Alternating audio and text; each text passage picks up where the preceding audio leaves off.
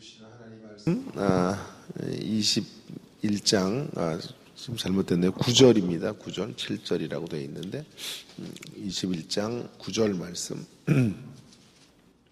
요한계시록 21장 9절 말씀 한 구절 함께 읽도록 하겠습니다. 21장 9절 한 구절을 같이 읽도록 하겠습니다. 일곱 대접을 가지고 마지막 일곱 재앙을 담은 일곱 천사 중 하나가 나와서 내게 말하여 이르되 이리 오라. 내가 신부 곧 어린 양의 아내를 내게 보이리라 하고. 아멘. 새 예루살렘을 건축하는 사람들이라는 말씀으로 함께 은혜를 나누고자 합니다. 로널드 사이더라고 하는 유명한 학자가 이런 말을 했습니다. 초대교회 신자들의 놀라운 삶의 특질들은 세상 사람들을 그리스도에게로 당겼다. 그러나 오늘날에는 우리의 위선이 믿지 않는 사람들을 그리스도에게서 몰아내고 있다. 전에 기독교인들의 삶의 어떤 차별점 혹은 독특성 때문에 사람들이 그리스도에게로 끌어당겨졌는데 오늘날 우리의 위선으로 인해서 사람들이 그리스도에게서 몰아내어져 가고 있다. 여러분, 전에 교회 하나가 지역에 세워지면 사람들은 교회를 영적인 고수들의 모임이다 이렇게 생각을 했어요. 사상적으로는 동의하지 않았지만 종교적으로는 교회와 하나 되지는 않았지만 교회를 마치 무림의 고수들의 모임처럼 그렇게 높게 생각을 하고 인정해 주었죠. 목사님들은 그 영적 고수들을 만들어내는 고수 중의 고수, 고수의 사부님 정도로 인정해 주었어요. 요즘은 어떻습니까? 요즘은 교회가 하나 세워지면 지역에서 데모를 하고 교회에 대한 참으로 차가운 시선들을 가지고 교회를 바라봅니다. 교회들이 자신들에게 마치 민폐를 끼치는 기관처럼 여기는 시대가 되었습니다. 왜 그럴까요? 교회가 세상과 다르기를 포기했기 때문에 그렇습니다. 세상을 다름의 방식으로 살아내지 않기 때문에 그렇습니다. 오늘 저는 우리가 세상 속에 있지만 세상과 다르게 사는 길을 좀 한번 이 새 예루살렘의 이야기를 통해서 생각해 보도록 하겠습니다.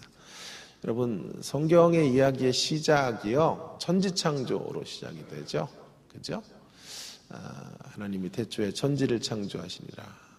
성경의 마지막은 어떻게 끝날까? 이런 궁금증이 우리에게 있는데요.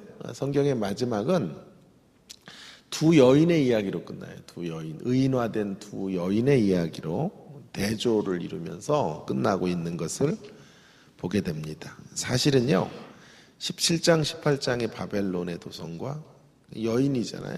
짐승을 타고 있는 여성과 21장, 22장에 있는 새 예루살렘이 대조를 이루는 예수님의 신부로 나타나고 있는 것을 보게 됩니다.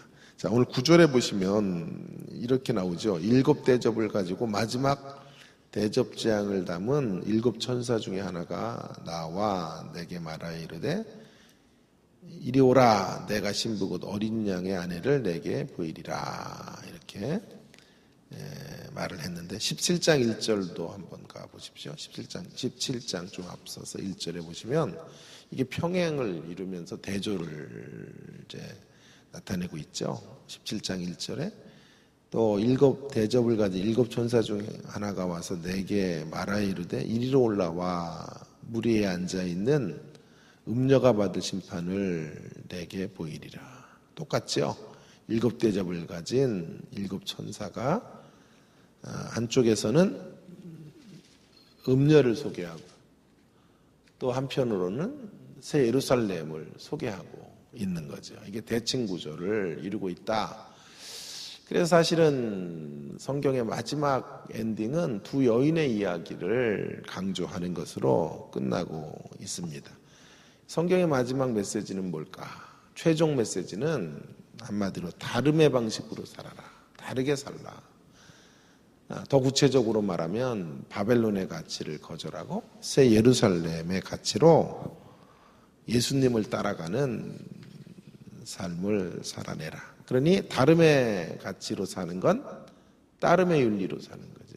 다르게 살기 위해서 다름의 윤리는 자연스럽게 따름의 윤리, 주님을 따라가는 삶의 길로 이제 가게 되는 것이죠. 자, 그럼 잠시 먼저 우리 바벨론 정말 많이 했는데요. 바벨론과 이렇게 대조를 이루고 있으니까요. 바벨론의 가치가 어떤 것인지 또 한번 좀 정리를 해보면 좋겠는데요. 고민하는 중에 그 피터 스카치로라는 목사님이 쓰신 책 중에 정서적으로 건강한 교회, 정서적으로 건강한 영성이라는 이런 책이 있는데요. 거기 예수님이 받은 시험 세 가지를 이제 이야기하는데요. 그게 꼭 바벨론의 가치와 똑같아요. 그래서 그 세 가지를 제가 거기다 지금 말씀을 드렸어요. 바벨론이 강요하는 인생의 특징은 첫째, 내가 하는 것이 곧 나다. 성과로 나를 이제 드러내는 삶의 가치죠. 이렇게 말하지요, 사단이. 네가 만약 하나님의 아들이거든 명하여 이 돌들로 떡덩이를 되게 하라. 떡덩이가 되게 하라. 뭔가를 보이라.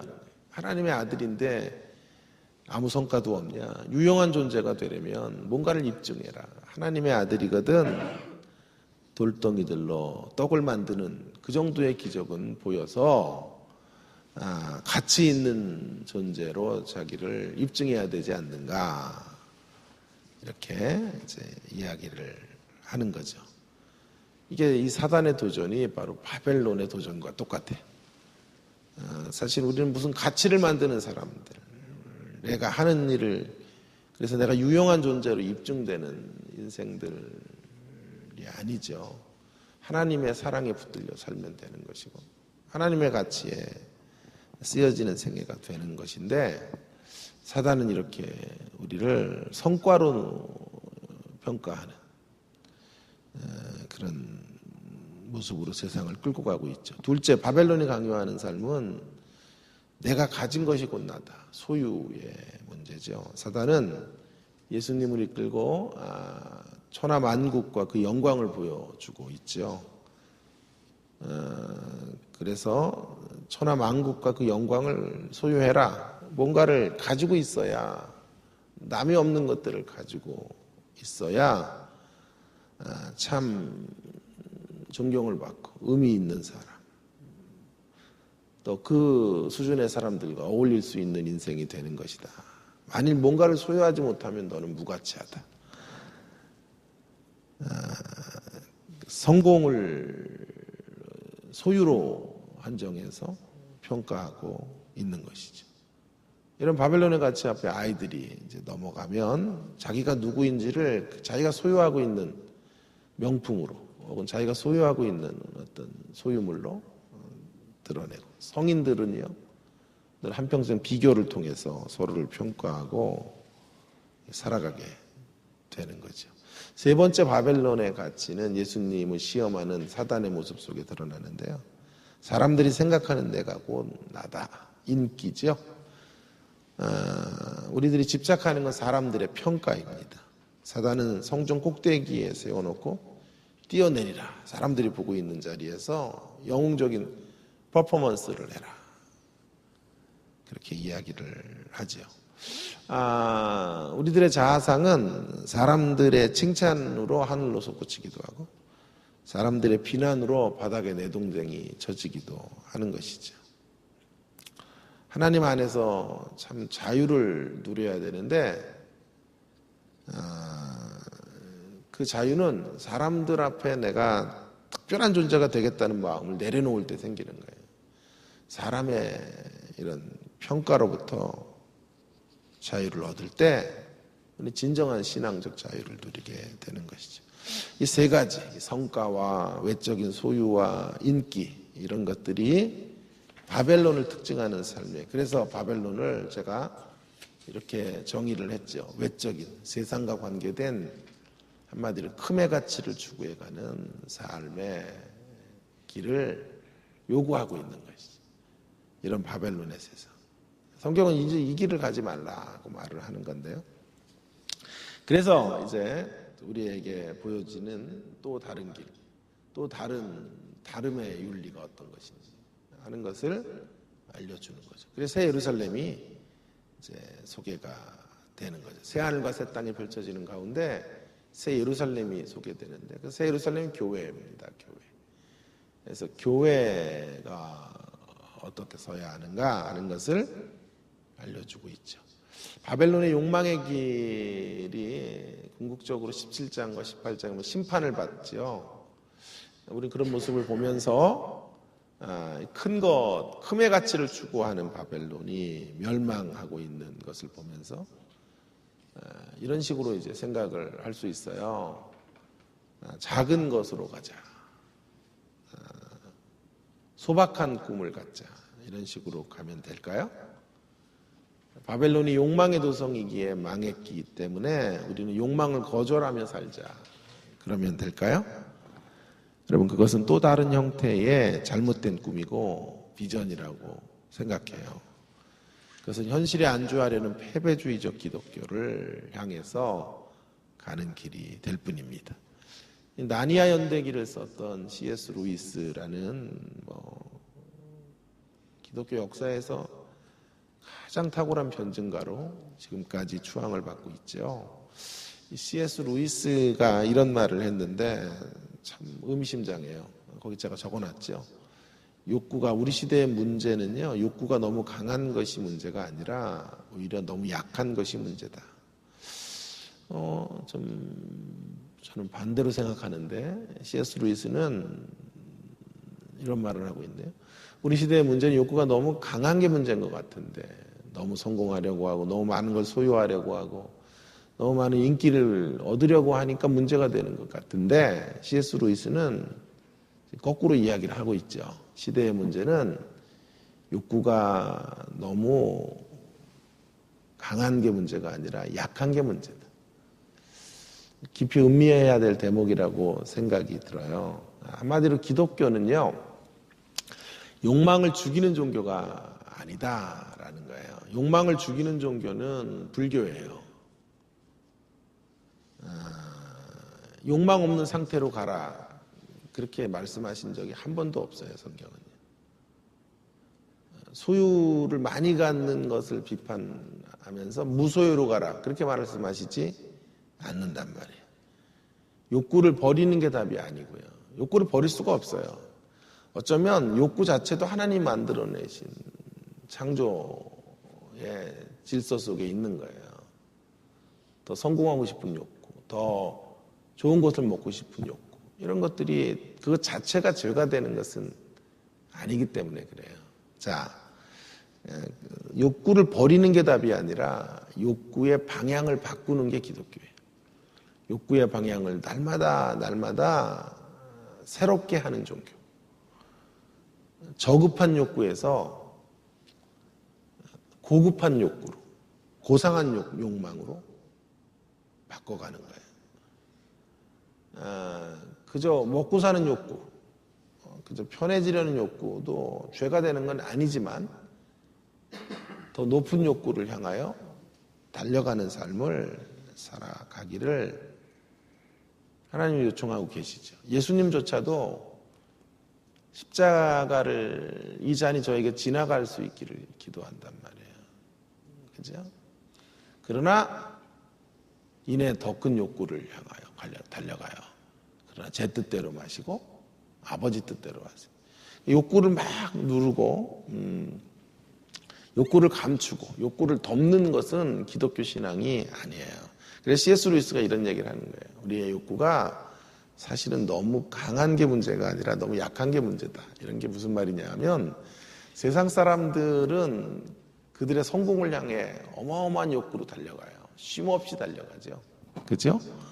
무한 경쟁을 지루어내고 있죠. 입시철인데요. 이번에 저는 입시를 제 대학원은 실패를 했어요. 한 3명 정도가 들어와가지고 일주일 동안 제가 이제 살이 좀 마른 것 같지 않아요? 좀 얼마나 신경을 썼는지 정말 매일 머리가 지끈지끈 아프고 잠을 자도 피곤이 안 풀리고 원장으로 있다 보니까 피가 말라요. 정말. 모든 사람에게 전화를 걸어서 입학을 독려하고 했지만 잘 안 되네요.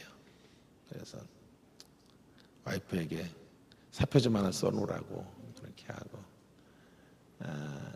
원장직을 버릴 각오를 하며 지금 이제 관망을 하고 있는데요. 여러분, 이 무한 경쟁의 세상에서 목표를 달성하기 위해 얼마나 분투하는지 몰라요, 세상은요. 그죠? 밤을 새워가며 그 자리를 유지해 가기 위해 몸부림을 친단 말이에요. 그런데 기독교인들은 선한 욕구를 가지고 하나님 나라를 세워내는 갈망을 가지고 달려가는 사람들인데 세상에 비해서 욕구가 너무 작은 거예요. 하나님의 나라를 한번 우리의 생애 속에 이 땅에서 이루어내고 하나님의 교회를 한번 아름답게 세워가는 일들의 욕구가요. 세상이 성공하고 싶어. 세상에서 한 기업이 경쟁에서 밀리지 않기 위해서 총력전을 기울이는 것보다 더 강력해야 되는데 신자들의 모습은 너무도 나약하고 우리의 욕구가요. 너무 약해요. 조그만 시련이 와도 무너지고 좌초되어지고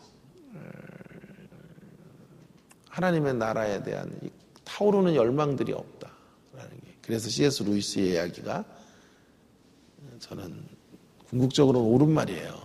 여기서 말한 우리의 문제는 욕구가 너무 강한 게 문제가 아니고요. 욕구가 너무 없는 거예요. 먹고 사는 일에 대한 욕구는 강한데 하나님의 나라의 일을 향한 욕구, 선한 일에 분투하고 마침내 최우승리를 거두고 하나님의 교회를 참으로 반듯하게 세워야 된다라고 하는 이런 갈망들을 갖는 것은 너무나 약한 것이 아닌가 하는 생각을 하게 됩니다. 그래서 이제 새 예루살렘의 가치들을 우리가 알아야 되겠죠. 무엇에 우리는 강력한 드라이브를 걸고 힘을 가지고 나가야 될까? 그것이 바로 내적인 거룩의 가치를 추구해가는 이제 삶의 모습에 있어서 하나님과 관계된 일들에 있어서 우리는 힘있게 달려가야 돼요. 자, 그래서 이제 새 예루살렘을 이렇게 표현하고 있는 거예요. 자, 새 예루살렘을 어떻게 이제 성경에서 새 예루살렘을 이제 신부고 어린 양의 아내라 이렇게 말을 하면서 새 예루살렘을 이제 내적인 거룩, 외적인 큼의 가치보다 내적인 거룩의 가치를 추구하는 삶으로 말하며 큼의 반대말을 뭘로 제시하고 있는지 하는 것을 잘 들여다보세요. 2절에 한번 보시면요. 큼의 반대말을 이렇게 가고 있죠. 내가 봄에 큰 음녀가 받을 심판과 대조를 이루는 새 예루살렘은 거룩한 성, 새 예루살렘이 하나님께로부터 하늘에서 내려와요. 그 준비한 것이 신부가 남편을 위해 단장한 것 같더라. 여러분, 새 예루살렘을 성경이 지금 뭐라고 표현하고 있습니까? 거룩한 성, 어린 양의 아내인 하늘로부터 내려온 거룩한 성. 10절에도 보세요. 오늘 9절과 10절에도 보시면 10절에 성령으로 나를 데리고 크고 높은 산으로 올라가 하나님께로부터 하늘에서 내려오는 거룩한 성. 반복하고 있죠? 하늘에서 내려왔다는 말은 하나님과 관계된. 그리고 새 예루살렘을 표현해내는 가장 중요한 수식어는 거룩한이에요. 바벨론을 수식하는 가장 중요한 수식어는 큰이에요. 그죠? 거룩한 성 새 예루살렘. 재밌지 않습니까? 큼의 반대말이요. 큼의 반대말이 뭡니까? 자금이죠. 큼의 반대말은 원래 자금이잖아요. 근데 지금 큼의 반대말로 반대 대칭 대조를 이루는 대상으로 큼의 반대편에 있는 새 예루살렘을 거룩한이라고 말하고 있단 말이에요. 저는 이 본문을 묵상하다가 참 이 대목에서 큰 이렇게 도전이 되었는데요. 하나님에게는 크고 작은 게 문제가 되지 않는다라는 거예요. 클 수도 있고 작을 수도 있어요. 그래서 아무래도 상관이 없어요. 어떤 사람들은 큰 교회만 하나님 기뻐하신다 이런 생각하는 사람도 있고, 어떤 분들은 또 교회를 또 다 작게 만들어야 된다 그러는 사람도 있어요. 다 틀린 생각이에요. 큰 교회가 있어야 되고 작은 교회들이 있어야 되는 거죠. 크면 큰 대로 할 일이 있어요. 또 작으면 작은 대로 그 안에서 하나님의 부르심이 있어요. 세상에 기업도 보세요. 큰 기업이 있어야죠. 그리고 작은 기업들이 또 있어야죠. 이렇게 조화와 균형을 이루어야 되는 거예요. 하나님이 큰 것을 반대하는 게 아니에요. 성공을 물리치시는 게 아니에요. 그러면 기독교인은 전부 패배자의 길을 걸어야 돼요. 1등을 놓치고 살아야 돼요. 그건 말도 안 되는 패배주의가 아닙니까? 사실은 제가 이런 부분에 굉장히 많은 죄책감을 가졌던 사람이에요. 왜냐하면 학생들을 가르치는데 지금 사실은 한국교회는 활로가 없어요. 이제 개척도 이제 더 이상 길이 없고요. 지금 이제 기독교가 역사의 비탈길로 곤두박질 치고 있어서 교회들마다 다 홍역을 앓고 있어요. 교인들이 계속 빠지고 젊은이들이 지금 교회 안에 머물질 않는 시대. 이런 시대가 되었단 말이에요. 그러니까 우리 아이들이 나가도 할 일이 없어요. 다 그래 택시 운전 같은 거 잘 보세요. 경건하게 택시 운전하고 있으면 대부분 목사다 이렇게 생각하면 틀리지 않아요. 할 일이 없는 세상. 그런 세상 속에 이제 우리 학생들이 서 있는데, 저는 그걸 가르치는 사람, 저는 학교에서 월급을 받으며 남부럽지 않게 살고 와이프까지 또 월급을 받으며 사니까요. 늘 죄책감이 있는 거예요. 원장으로 살면서 얼마까지 갈지는 모르겠지만 지난 7년을 또 원장으로 살아왔고 수당도 받으며 이렇게 살으니까요. 마음에 미안함이 있어요. 나는 배부르게 살면서. 그러니까 이제 나갈 수 있는 길은요, 진검승부를 하는 길밖에 없다고요. 미셔널 처치 같은 거. 이런 게 뭐냐 하면 교회 건물 져놓고 사람들 기다리는 게 아니고요. 노동자들에게, 이주노동자들에게 가고 말이에요. 저 가난한 이들, 그래야지 직접 들어가서 복음을 전하고 우리가 찾아가서 복음을 전하는 이런 교회들을 해야 된다라고. 학교도 이제 학생들을 그렇게 독려할 수밖에 없는 거예요. 사실은 지금 뜨고 있는 교회는 몇 교회가 없어요. 이름 있는, 이름값을 내는 사람들. 그죠? 저술 같은 거, 혹은 인터넷에서 자기 설교 선보여가지고 호평을 얻어서 작은 교회들을 다 피를 빠는 거예요. 작은 교회들이 다 죽고 큰 교회로 몰려서 몇 명의 스타급 목회자들의 교회에 모여 있는 거예요. 유럽 교회가 그랬죠. 작은 교회들이 다 죽고 지역의 몇몇 큰 이름 있는 신학 박사들, 혹은 뭐 유학을 한 목사들, 이런 사람들의 사실은 별로 내용도 없는데 그런데 이제 몰리는 거죠. 그래서 대형화됐다가 그 교회가 이제 무너져요. 그러면서 세속화의 길로 유럽 교회가 가는, 한국 교회가 그 길을 그대로 닮아가는 거예요. 그래서 이름 되면 알 수 있는 몇 명의 교회들, 몇 사람들의 스타급 강사들의 교회들만 부흥하고 있고, 다른 교회들은 지금 너무너무 힘든 바닥을 치고 있죠.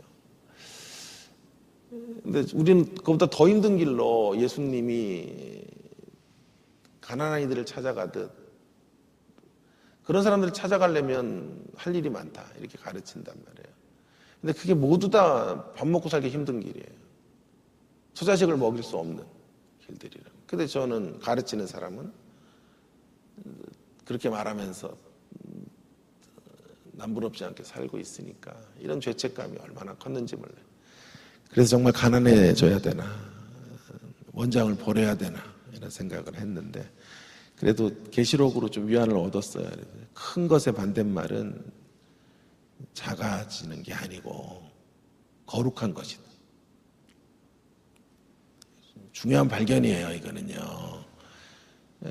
만약에 큼의 반대말을 예수님이 작아져라 그랬으면 저는 내려와야 돼요. 계단도 내려오고. 저도 미셔널 처치를 하고, 저도 그런 자리로 가면서 학생들을 독려해야 되는데, 성경은 지금 그렇게 말하지를 않아요. 큼의 가치는 그것 자체가 죄가 되지 않아요. 문제는 거룩한 수식어가 있는 큼은 귀한 거예요. 제일 좋은 거는요, 우리 자녀들의 앞길에 제일 좋은 건 이런 거예요. 거룩한 큼의 가치. 거룩한데 커요. 얼마나 좋아요. 최고예요. 그런 건 죄악시할 필요가 없어요. 두 번째는 거룩한 자금도 괜찮아요. 거룩한데 작아요. 그래도 괜찮아요. 거룩한데 중소교회, 거룩한데 작은 교회, 괜찮죠? 작고 강한 교회, 아름다운 거예요. 크고 거룩하고 큰 교회도 귀하고, 거룩하고 작은 교회도 하나님 기뻐하셔요. 자, 문제는 뭐냐면 거룩함이 없는 작은 교회, 거룩함이 없는 큼, 이게 문제인 거죠. 그래서 성경은 지금 새 예루살렘을 하늘에 속한 거룩한 새 예루살렘이다, 우리를 그렇게 정의해주고 있어요. 이것은 지위의 문제가 아니라 자세의 문제예요. 자세의 문제. 원장을 버려야 되는 문제가 아니고요. 저를 변명하려는 게 아니고요. 원장을 버려야 되는 문제가 아니고, 기독교인이 총장을 그만둬야 되는 문제가 아니고요. 더 높이 올라가서는 안 되는 문제가 아니고, 욕망 없이 사는 문제가 아니고요. 그는 불교라니까요. 기독교는 그런 위치의 문제가 아니었습니다. 자세의 문제입니다. 자세. 높은 자리에 있어도 겸손하죠. 그죠? 세상에 존경을 받는 자리에 있어도 다른 이들을 섬기죠. 그런 자세. 그 자세가 하나님의 사람들의 모습이에요. 저는 교회에 대한 좋은 추억이 별로 없어요. 매일 이렇게 싸우고 힘들었던 교회들, 강대상 무너지고 이런 교회들만 경험을 했어요. 참 제가 제일 부러운 거는 이제 좀 좋은 목사님 밑에서 좋은 교회를 경험했던 동기들, 이런 분들이 참 부러운데요. 한참 부러워하니까 주님이 한 번은 저에게 마음에 이런 생각을 주시더라고요. 네가 그런 교회를 못 누렸으니까 이제 네가 그런 교회를 이루는 사람이 되고, 네가 송부자가 되면 되지, 이런 얘기를 이제 하셔서 제가 이제 많은 위안을 얻기도 했지만, 우리가 이제 교회들이 이제 전부 이렇게 지금 어려운 상황 속에 흘러가고 있는 것이죠. 그런 상황 속에서 이제 우리가 가야 될 길은 욕망 없는, 그래서 우리 자신들을 반성하며 높은 자리에서 내려오고 1등을 포기하고 성공을 거절하고 그런 삶을 살아갈 필요는 없어요. 날마다 욕망을 바꾸고 그런 자세에서 하나님 원하시는 자세로 서는 거예요. 그래서 제가 교회에 대한 좋은 추억이 없는데, 저를 이제 격려해 주었던 한 분이 계세요. 근데 그분은 이제 회사 유명한 우리나라의 대기업 중에 한 기업인데요. 말단 사원으로 들어가서 사장까지 하신 거예요. 그런 일이 그 회사에 처음이었다 그래요. 근데 그때도 이제 사장님이셨는데 우리 주일학교 선생님이 그러니까 부장이었고 제가 전도사였어요. 20대 초에 전도사. 이렇게 마루에서 이렇게 우리가 교사회의를 하거나 그러면 이분이 신발을 다 정리를 해주세요. 들어갈 때 교사들의 신발을 정리해주고 교사들을 신경 안 쓰도록. 교사들은 이제 제가 다루기엔 너무나 닳고 다른 사람들이거든. 저는 초년병 전도사. 나이도 저보다 더 많고 여자들이 또 많으니까 힘들어요. 그런데 이 부장 집사님이 전도사님은 말씀만 전하시면 돼요. 말씀만 영양식만 우리에게 주시고 교사들을 이끌고 관리하고 섬기는 거 제가 다 하겠습니다. 그래서 그분이 이렇게 섬겨주신 거예요. 송재철 장로님이라는 분인데 잊을 수가 없어요. 저의 이렇게 교회를 경험했던 경험들이 너무 부정적이었는데 그분의 섬김이 하나의 희망이 된 거예요. 그리고 그때 그 아이들을 그 문제가 많았던 교회였지만 우리 부서에서 컸던 아이들이 목사가 수십 명이 넘게 나온 거예요. 이름만 대면 알 수 있는 유명한 목사들이 우리가 주일학교를 섬기는 그 자리에서 생겨지게 된 거죠. 그러니까 보세요. 큼이 얼마나 귀한 거예요. 근데 자세가 겸손하면 사람을 살리는 거예요. 작아도 자세가 거룩하면 귀한 거지만 더 파급 효과가 있는 건 큼의 자리에서 겸손의 자리로 내려오게 될 때, 섬김의 자리로 오실 때 하나님의 진정한 역사가 이루어지게 되는 거예요. 그래서 거룩한 교회, 거룩한 세례를 살아요. 우리 교회 이제 장로님들이나 우리 집사님들, 권사님들도 그런 분들이시다 이렇게 생각을 늘 하면서 제가 교회 생활을 이제 같이 하고 있습니다만은 우리의 성공을 거절하지 말고 늘 자세를 가지고 오늘 우리가 부른 찬송처럼 겸손히 주를 섬기는.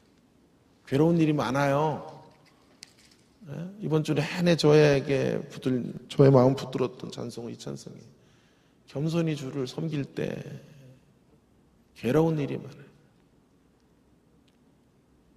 그러나 구주께서 힘을 주시니까 구주연에게 힘 주사 잘 감당할 수 있도록 도와주십시오. 어떤 이의 이야기 제가 지난번에도 한번 얘기했는데요. 주님 밖에서 주님 안으로 들어오는 것보다 더 힘든 건 주님 안에서 주님 안으로 들어가는 게 더 힘들다. 이철환이라는 연탄기를 쓴 작가가 얘기했잖아요. 그 생각이 또 문득 나요.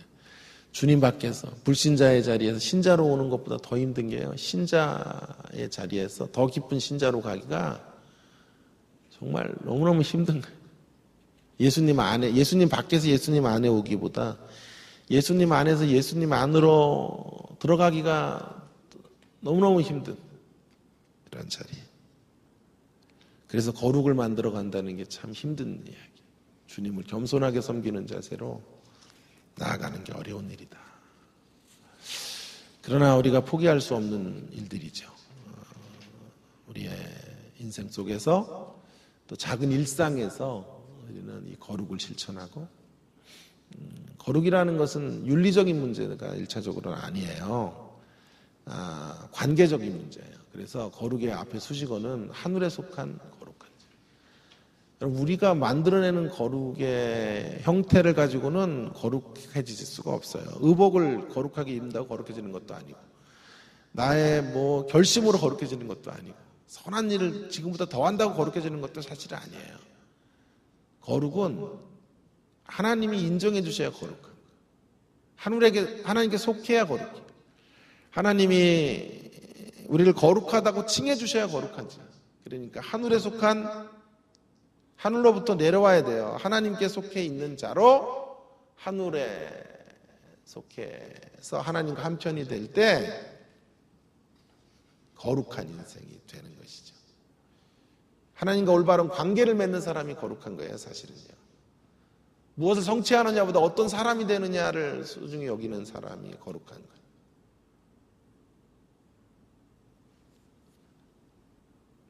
외모보다 내면의 것들이 우선시되는 삶을 살아가려고 몸부림치는 게 거룩한 거예요. 어찌하든지 하나님께 붙들려 사는 사람이 거룩한 사람이다. 그리고 그런 거룩을 우리 일상에서 드러내야 되죠. 톰 라이트가 이런 얘기를 했는데 한 번도 제가 얘기를 했던 건데요. 한번 들어보세요. 우리가 어디에서 거룩을 증명해야 되나? 당신이 현재 그림을 그리고 복음을 전하고 노래하고 바느질하고 기도하고 가르치고 병원을 건축하고 우물을 파고 정의 실현을 위해 운동하고 시를 쓰고 궁핍한 이들을 돌보고 이웃을 당신의 몸과 같이 사랑함으로써 행하는 모든 것이 중요한 말이에요. 하나님의 미래 안으로 지속될 것이다. 이러한 활동들은 그저 현재의 삶을 조금 더 고약하고 조금 더 견디기 쉽게 만들기 위한 방편들이 아니다. 이것은 우리가 하나님 나라를 위한 건축이라고 불러도 좋은 것의 일부이다. 그래서 오늘 말씀의 제목을 여기서 잡은 거예요. 새 예루살렘을 건축하는 사람들. 우리가 하고 있는 이 모든 일상에서의 몸짓이요, 죄를 빼고 거룩 밖에 있는 것들이 아니라면 이것들은 전부 하나님 나라 안으로 들어간단 말이에요.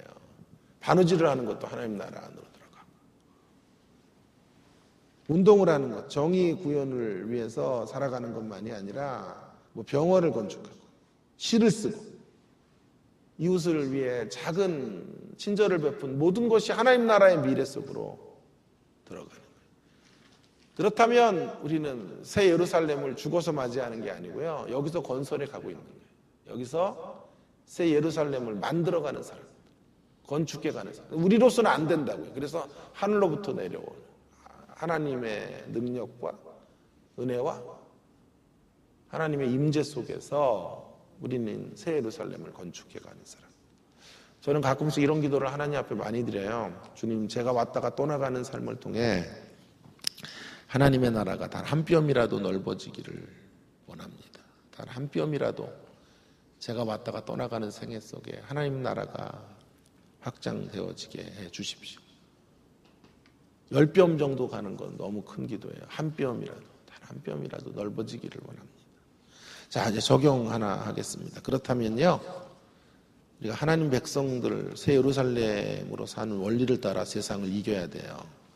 그 원리는 뭐냐 하면요, 아까 제가 대조를 이뤘던 것처럼 외적인 세상과 관계된 큼의 가치가 아닌 내적인 거룩의 가치를 만드는 거죠. 그 가치로 사는 거죠. 그리고 중요한 건 속사람의 강건함이에요. 속사람을 늘 겉사람이 후패해도 속사람을 빼앗기지 않고 속사람의 영혼의 속살을 단단하게 만드는 이런 일들을 해가며 살아가는 거예요. 새 예루살렘으로 산다는 건 바로 그렇게 사는 거예요. 내면의 건강함을 유지하고 외적인 것에 흔들리지 않아요. 순간순간 외적인 도전들이 와도 내 속에 견고함이 있어서, 내공이 있어서 버텨내고 견뎌내고 살아내는 우리 영혼의 단단한 속살을 갖고 살아가는 저와 여러분이 되어지기를 간절히 주의 이름으로 부탁을 드립니다. 자, 그래서 사도 바울이 기도하는 거예요. 어떤 기도를 드리냐 하면요, 이 기도 찾아보겠어요. 에베소 3장. 이번 주에 제가 계속 마음이 울적했는데요, 기도를 묵상했죠. 이 14절에서 19절의 묵상이에요. 자, 한번 보세요. 사도 바울의 기도가 우리가 회복해야 될 기도, 새 예루살렘을 건축하는 사람들이 되기 위해서 우리가 회복해야 될 기도를 여기 말하고 있어요. 14절부터 에베소 3장 14절 찾으셨어요? 이러므로 내가 하늘과 땅에 있는 각 족속에게 이름을 주신 아버지 하나님께 무릎을 꿇고 비노니 무릎을 꿇고 원래는 서서 기도하거나 앉아서 기도하는데 무릎을 꿇었다라고 하는 건요. 한국 교회처럼 무릎 기도 뭐 이런 게 형태적인 게 아니고 절박한 기도란 말이에요. 간절하게 기도하는 거예요. 그런데 그 기도의 첫자락이 뭐냐 하면요. 제일 중요한 시작 세 가지를 기도해요. 세 가지 기도를 드리는데 16절과 17절에 먼저 첫 번째 기도는요. 성령의 능력으로 속사람을 강건하게 하시옵소서. 할렐루야. 주님 제 속사람을 강건하게 해주세요. 겉사람이 잘 되는 것, 겉사람의 어떠함이 아니라 빕니다. 간절히 열망합니다. 16절 그의 영광의 풍성함을 따라 그의 성령으로 말미암아 너희 속사람을 능력으로 강건하게 하옵시고 에베소 교회를 향해 기도하는 거예요. 사도 바울이 너희 속사람이 강건해지기를 원한다. 새 예루살렘으로 살아가는 건 내면의 가치를 추구하는 거예요. 하나님과 관계된 내면 속사람의 강건함. 속사람의 강건함은 성령께서 강하게 내주셔야 가능하니까 성령님께 구하는 거예요. 자, 18절과 그래서 믿음으로 말미암아 그리스도께서 너희 마음에 계시게 하고 그 다음부터 중요한 게 사랑의 이야기를 해요. 자, 그래서 18절과 19절에 보면 너희가 사랑 가운데서 뿌리가 박혀지고 터가 굳어져서 이제 18절에 또 19절에 보면 능히 모든 성도들과 함께 지식에 넘치는 그리스도의 사랑을 알고 그 넓이와 길이와 높이와 깊이가 어떠함을 깨달아. 그리스도의 사랑의 넓이를, 사랑의 길이를, 높이를, 깊이를 알게 해주십시오. 속사람이 강건하게 해주시고 그 다음에 속사람이 강건한 자리에서 어디로 가요? 그리스도의 깊은 사랑을 누리게 해주십시오. 맛보게 해주십시오. 그리스도에 대한 사랑, 그 사랑으로 풍성해지게 해주십시오.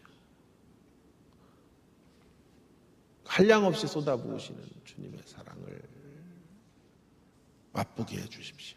그래서 결과적으로 어디까지 가요? 19절 B에 보시면 그래서 하나님의 모든 충만한 것으로 너희에게 충만하게 하시기를 구하노라. 하나님의 충만하심의 자리까지 충만하게 이르기를.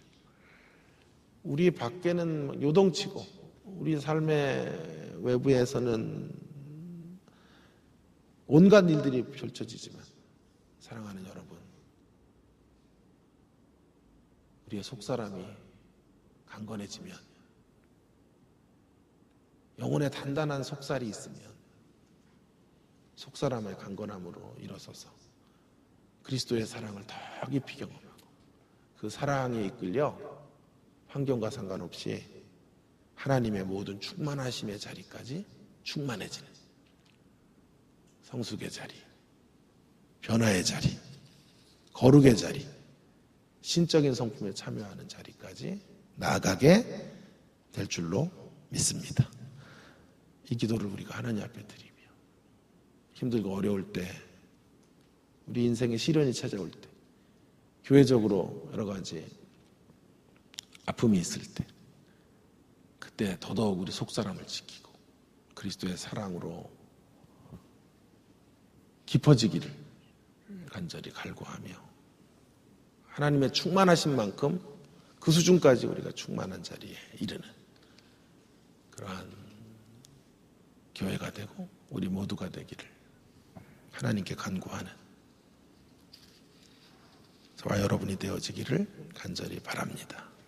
그것이 바로 새 예루살렘을 위해 향해서 살아가는 사람들의 모습이 되는 것이죠. 함께 기도하겠습니다. 여러분 오늘 우리에게 주신 말씀 생각하면서 새 예루살렘을